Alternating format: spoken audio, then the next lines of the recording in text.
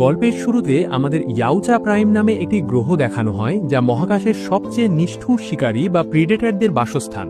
এই গ্রহের একটি নিয়ম ছিল, যদি তুমি তোমার চেয়ে দুর্বল কাউকে হত্যা না করো, তবে সেই তোমাকে হত্যা করবে। এখানে আমরা ডেক নামের এক ইয়াউচাকে দেখতে পাই, যে তার বাবার কাছে নিজেকে শক্তিশালী প্রমাণ করার জন্য নিজের ভাইকেই শিকার করতে এসেছিল। ডেক গুহায় পৌঁছায়, কিন্তু তার ভাই ভোকান আগে থেকেই সেখানে তার জন্য অপেক্ষা করছিল। দুজনের মধ্যে তুমুল লড়াই শুরু হয়। অনেক চেষ্টা করা সত্ত্বেও ডেক তার ভাইকে হারাতে ব্যর্থ হয়। অবশেষে ভোকান ডেককে তার সামনে হাঁটু গেড়ে বসতে বলে। ডেক তা করতে অস্বীকার করলে ভোকান তাকে একটি গভীর খাদে ছুঁড়ে ফেলে দেয়। সে মনে করে ডেক মারা গেছে এবং ভাইয়ের মৃত্যুর শোক পালন করতে শুরু করে। কিন্তু ঠিক তখনই মৃত্যুকে জয় করে ডেক উঠে আসে এবং বলে, দেখ ভাই, আমি এখনো বেঁচে আছি। ভোকান আর তার সাথে লড়াই করতে চায়নি, কারণ তার মনে হয়েছিল ডেক এখনো প্রস্তুত নয়। ভোকান তার ভাইকে হত্যা করেনি ঠিকই, কিন্তু ডেক যদি সেখানে থেকে যেত, তবে অন্য কেউ তাকে মেরে ফেলত। তাই সে তাকে বহু দূরে কোথাও চলে যেতে বলে। সে বলে, উপজাতিতে নিজের জায়গা করে নিতে হলে তোমাকে তোমার চেয়ে শক্তিশালী কাউকে হত্যা করতে হবে। তাকে মেরে তবেই বাড়ি ফিরো, আর যদি না পারো তবে আর কখনোই ফিরে এসো না। এরপর সে তাকে কিছু গ্রহ দেখায় যেখানে সে শিকার করতে পারে। শর্ত ছিল সেখানকার সবচেয়ে শক্তিশালী প্রাণীটিকে হত্যা করতে হবে, তবেই সে ফিরে আসতে পারবে। ডেক জিনা নামের একটি গ্রহ বেছে নেয়, কিন্তু ভোকান তাকে তার পছন্দ বদলাতে বলে, কারণ জায়গাটি ডেথ প্ল্যানেট বা মৃত্যুপুরী হিসাবে পরিচিত ছিল। সেখানকার সবচেয়ে শক্তিশালী প্রাণী ছিল কালিস্ক, যাকে কেউ হত্যা করতে পারত না, এমনকি তাদের বাবাও তাকে ভয় পেতেন। কিন্তু ডেক বলে, তাহলে ওটাই হবে আমার শিকার। বাবা আমাকে দুর্বল বলেছেন, তাদের ভুল প্রমাণ করতে হলে আমাকে সবচেয়ে শক্তিশালী প্রাণীটিকেই হত্যা করতে হবে। যখন ভোকান ডেককে সেখানে পাঠাতে যাবে, ঠিক তখনই সে একটি মহাকাশ যান এগিয়ে আসতে দেখে। সেই মহাকাশ যান থেকে নেমে আসেন তাদের বাবা নো, যিনি তাদের উপজাতির সবচেয়ে নিষ্ঠুর শিকারী। বাবার সম্মানে নিজের রক্ত ঝরিয়ে ডেক তাকে স্বাগত জানায়, কিন্তু তাকে জীবিত দেখে নোয়া মোটেও খুশি হলেন না। তিনি ভোকানকে জিজ্ঞেস করে কেন সে এখনো তার মিশন শেষ করেনি। ভোকান ডেকের পক্ষে নিয়ে বলে, ও এখনো নতুন, শিকার করার জন্য ওর আরও একটা সুযোগ পাওয়া উচিত। কিন্তু নোয়ার ডেককে তাদের উপজাতির দুর্বলতা বলে মনে করতেন, আর ইয়াউচা জাতির নিয়মই ছিল দুর্বলদের মেরে ফেলা।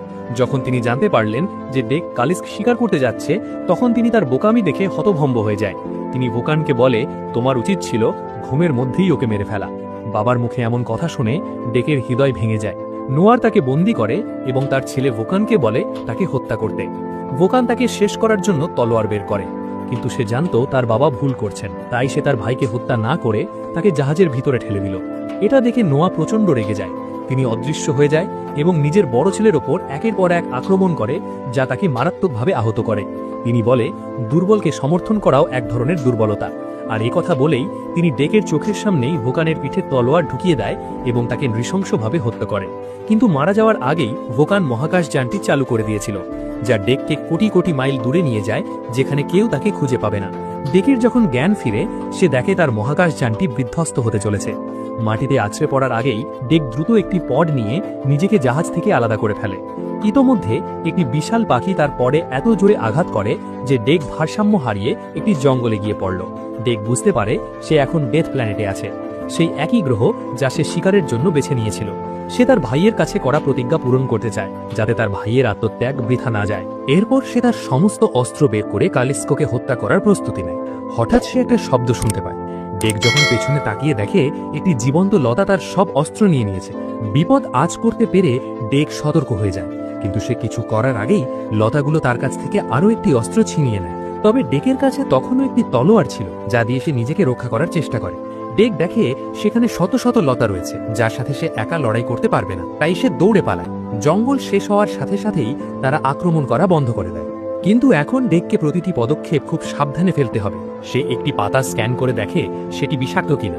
তারপর সে সেটি তার ক্ষতে লাগায়। সেখানে সে একটি পোকা দেখে খাওয়ার কথা ভাবে, কিন্তু ডেক সেটিকে স্পর্শ করার সাথে সাথেই পোকাটির রং বদলে ফেলে। ডেক দ্রুত সেটিকে দূরে ছুঁড়ে ফেলে। ওটা আসলে একটি জীবন্ত সুইসাইড বোম ছিল। এরপর সে একটি খোলা মাঠে আসে, যেখানে চারদিকে প্রাণীদের হাড়গোড় ছড়িয়ে ছিটিয়ে ছিল। তার সামনে কাঁটাযুক্ত একটি বিষাক্ত গাছ ছিল। যখনই সে সেগুলোর কাছে যাচ্ছিল, কাঁটাগুলো বেরিয়ে আসছিল। ডেক সেগুলো এড়িয়ে সামনের দিকে এগিয়ে যাচ্ছে। ঠিক তখনই সে একটি কণ্ঠস্বর শুনতে পায়। সেখানে একটি মেয়ে রয়েছে। মেয়েটি দ্রুত তার সিস্টেমে ভাষা ডাউনলোড করে, যাতে মেয়েটি তার সাথে কথা বলতে পারে। মেয়েটি বলে, আমার নাম থিয়া এবং আমাকে ওয়েল্যান্ড কর্পোরেশন তৈরি করেছে। ঠিক তখনই একটি বিশাল শিকারী পাখি ডেকের উপর পাথর ছুঁড়তে শুরু করে। থিয়া বলে, যখন তুমি এর বিষে অবশ হয়ে যাবে এবং নড়াচড়া করতে পারবে না, তখন এটি তোমাকে খেয়ে ফেলবে। থিয়া বলে, আমি সাহায্য করতে পারি, কিন্তু আমি একটু অসহায় অবস্থায় আছি। কিন্তু ডেক তার সাহায্য নিতে চাইল না। ইতোমধ্যে পাখিটি আবারও তার দিকে পাথর ছুঁড়ে মারে। ডেক পালানোর চেষ্টা করে, কিন্তু এবার সে বিষাক্ত কাঁটাগুলো থেকে রক্ষা পায় না। বিষ সাথে সাথে তার কাজ শুরু করে দেয়, যার ফলে ডেকের শরীর অবশ হতে থাকে। জ্ঞান হারানোর আগে সে থিয়াকে একটি ধারালো অস্ত্র দিয়ে দেয়। এরই মধ্যে পাখিটি ডেককে শিকার করতে এগিয়ে আসছিল, কিন্তু থিয়া আক্রমণ করে পাখিটিকে মেরে ফেলে। সে ডেককে একটি ওষুধ ইনজেক্ট করে, যা বিষ নষ্ট করে দেয়। ডেক থিয়াকে তুলে ধরে এবং দেখে যে তার পেটের নিচের অংশটি নেই। থিয়া তাকে বলে, আমি ওয়েল্যান্ড কর্পোরেশনের পাঠানো একটি সিনথেটিক রোবট। আমাকে এখানে গবেষণার জন্য পাঠানো হয়েছিল, কিন্তু এই গ্রহের প্রাণীরা আমার এই দশা করেছে। তার বকবকানি শুনে বিরক্ত হয়ে ডেক তাকে ছুঁড়ে ফেলে দেয় এবং এগিয়ে যেতে থাকে। কিন্তু থিয়ার তাকে প্রয়োজন ছিল, তাই সে তাকে থামার জন্য অনুনয় বিনয় করতে থাকে। সে বলে, আমি জানি ইয়াও ছাড়া গ্রহের সবচেয়ে শক্তিশালী প্রাণীদের শিকার করে, আর তুমি কালিস্ককে খুঁজছ। কিন্তু তোমার আগেও অনেক ইয়াওচা কালিস্ককে শিকার করতে গিয়েছিল, কিন্তু তাদের কেউই আর জীবিত ফিরে আসেনি। যদি তুমি আমাকে সাথে নাও, তবে আমি তোমাকে তার গুহায় নিয়ে যাব, আর তুমিই হতে পারো সেই প্রথম যোদ্ধা যে কালিস্ককে হত্যা করবে। এই কথা শুনে সে তাকে হাতে তুলে নিয়ে এগিয়ে চলল। এরপর তারা এমন একটি গুহার পাশ দিয়ে যাচ্ছিল যেখানে ভয়ঙ্কর অ্যাসিডযুক্ত কেঁচোরা বাস করত। ডেক তাদের বিপজ্জনক মনে করেছিল, কিন্তু থিয়া বলে তারা বিপজ্জনক নয়, তারা কেবল ক্ষুধার্ত। তাকে হাতে করে বলে নিয়ে যেতে ডেকের বেশ কষ্ট হচ্ছিল, তাই সে কিছু লতা ছেড়ে সেগুলোকে দড়ির মতো পাকিয়ে থিয়াকে নিজের পিঠের সাথে বেঁধে নেয়। পথ চলতে চলতে রাত হয়ে যায়। তারা কিছুক্ষণের জন্য থামার সিদ্ধান্ত নেয়, কারণ তারা জানত না যে অন্ধকারের মধ্যে কোনো দানব লুকিয়ে থাকতে পারে। ডেক জিজ্ঞেস করে, তুমি কতদিন ধরে এখানে আছো? থিয়া বলে, তারা 2 বছর আগে এই গ্রহে এসেছিল। তাদের দলের কাজ ছিল এই গ্রহের প্রাণীদের সম্পর্কে জানা এবং গবেষণা করা। ডেক আরেকজন সিনথেটিক অ্যান্ড্রয়েডের কথা জানতে পারে, যে ছিল হুবহু থিয়ার মতো দেখতে। তাদের একসাথে কাজ করার জন্য তৈরি করা হয়েছিল। যাই হোক, থিয়া বেশিরভাগ সময় ল্যাবে থাকত, আর টেসার কাজ ছিল গ্রহটিকে বোঝা এবং মাঠে থেকে তথ্য সংগ্রহ করা। একদিন টেসা তাকে বাইরে নিয়ে যায়। তারা যখন গবেষণা করছিল, তখন একটি কালিস্ক তাদের আক্রমণ করে এবং তার পা বিচ্ছিন্ন করে দেয়। গল্পটি বলার সময় সে বেশ আবেগপ্রবণ হয়ে পড়ে, কিন্তু ডেক তার কথা শুনতে শুনতে ঘুমিয়ে পড়ে। থিয়া ভেবেছিল টেসা মারা গেছে। পরের দৃশ্যে আমরা টেসাকে দেখি। সে খুব বাজেভাবে ক্ষতিগ্রস্ত অবস্থায় আছে। তাকে একটি রিপেয়ার পোর্টে রাখা হয়, যেখানে কিছু রোবট তার ডেটা বিশ্লেষণ করতে শুরু করে। কোম্পানি জানতে পারে যে সে তার মিশন শেষ করতে পারেনি।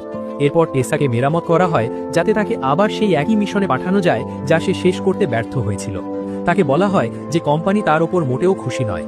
যদি তুমি আবার ব্যর্থ হও, তবে তোমাকে ডিঅ্যাক্টিভেটেড করে দেওয়া হবে। অন্যদিকে আমরা থিয়াকে দেখি, যে ডেকের সাথে কালিস্কের গুহার দিকে এগিয়ে যাচ্ছে। পথে তারা গন্ডারের মতো দেখতে একটি দানবকে মাঠে চড়তে দেখে। থিয়া তাকে বলে যে ওটা কালিস্কের খাবার। ডেক ওটাকে মেরে ফেলার কথা ভাবে, কিন্তু সে যেই সামনে এগোয় তার শরীর গভীরভাবে কেটে যায়, কারণ গন্ডারটি যে ঘাস তাদের সামনে ছিল তা খুব ধারালো, সেগুলো যেন ব্লেড দিয়ে তৈরি ছিল। সে যখন ওটাকে মারার উপায় খুঁজছিল, তখনই তারা বানরের মতো একটি প্রাণীকে দেখতে পায়, যে তাদের দিকে অবাক চোখে তাকিয়েছিল। তাদের শিকারী ভেবে ভুল করে গন্ডারগুলো ভয় পালিয়ে যায়, কিন্তু ডেক হাল ছাড়েনি। সে গাছের আড়াল দিয়ে তাদের পিছু নেয়। অবশেষে ডেক ওটার পিঠের ওপর চড়ে বসে, কিন্তু সে ওটাকে মারার আগেই গন্ডারটি তাকে ধাক্কা দিয়ে একটি গাছের ওপর আছড়ে ফেলে। বানরটি তাদের কাণ্ড দেখে খুব মজা পাচ্ছিল, তাই ডেক সিদ্ধান্ত নেয় সে আগে ওকেই মারবে। তারা যখন লড়াই করছিল, ডেক দেখে গন্ডারটি দ্রুত গতিতে তার দিকে ধেয়ে আসছে। ওটা তাদের মেরে ফেলার আগে ডেক তার তলোয়ার দিয়ে ওটাকে 2 টুকরো করে কেটে ফেলে, কিন্তু তারা জানে না আরো বড় মুসিবত তাদের অপেক্ষা করছিল। ঠিক তখনই জঙ্গলে লুকিয়ে থাকা এক বিশাল পোকা তাদের ধরে ফেলে। ওটা যখন তাদের দুজনকেই গিলে ফেলতে যাচ্ছিল, তখন সেই বানরটি ওটার মুখের ভেতর ঢুকে যায় আর তার শক্ত খোল দিয়ে পোকাটির দাঁত ভেঙে দেয়, যার ফলে পোকাটি তাদের ছেড়ে দেয়। কিন্তু এবার পোকাটি সেই বানরের পেছনে পড়ে যায়। ডেক সিদ্ধান্ত নেয় সে ওই প্রাণীটিকে সাহায্য করবে, কারণ সে তার জীবন বাঁচিয়েছে। ডেক তার তলোয়ার দিয়ে পোকাটির ওপর একের পর এক আক্রমণ করে তাকে মেরে ফেলে।